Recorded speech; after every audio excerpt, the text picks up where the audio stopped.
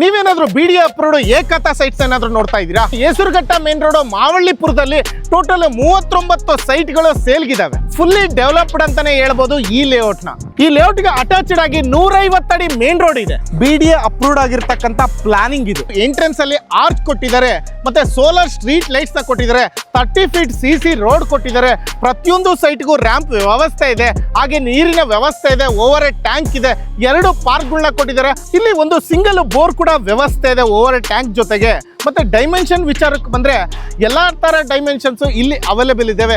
ಜೊತೆಗೆ commercial sites ಕೂಡ available ಇದಾವೆ ಇಲ್ಲಿ. ಈ ಲೇಔಟ್ ಶಿವರಾಮ್ ಕಾರಂತ ಬಡಾವಣೆಗೆ ಜಸ್ಟ್ 2 ಮಿನಿಟ್ಸ್ ಡ್ರೈವ್.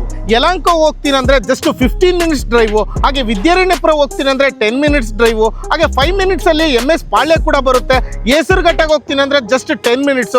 15 ಮಿನಿಟ್ಸ್ ಅಲ್ಲಿ 8 ಮೈಲ್ಗೆ ಹೋಗ್ಬೋದು. ಹಾಗೆ Saptagiri medical college just 10 minutes.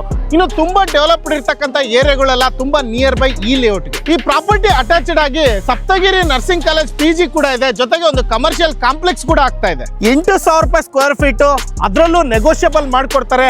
BDA approved individual ಏಕಾತ ಅಪ್ ಟು 80% ಲೋನೇ ಆಗುತ್ತೆ. ನೋಡಿ, ಲೀಗಲ್ ಡಾಕ್ಯುಮೆಂಟ್ ಫುಲ್ ರೆಡಿ ಇದೆ. ಜಸ್ಟ್ 10,000 ರೂಪಾಯಿ ಕೊಟ್ಟು ಲೀಗಲ್ ಡಾಕ್ಯುಮೆಂಟ್ ಚೆಕ್ ಮಾಡಿಸ್ಕೋಬಹುದು. ಇನ್ನು ಜಾಸ್ತಿ ಡೀಟೇಲ್ಸ್ ಬೇಕಂದ್ರೆ ಆಲ್ರೆಡಿ ವಿಡಿಯೋದಲ್ಲಿ ನಂಬರ್ ನ ಮೆನ್ಷನ್ ಮಾಡಿದೀವಿ, ಕಾಂಟ್ಯಾಕ್ಟ್ ಮಾಡಬಹುದು. ಇಲ್ಲ ಡೈರೆಕ್ಟ್ ಲೇಔಟ್ ಗೆ ಬರ್ತೀನಿ ಅಂದ್ರೆ ಇಲ್ಲೂ ಕೂಡ ಆಫೀಸ್ ನ ವ್ಯವಸ್ಥೆ ಮಾಡಿದ್ದಾರೆ.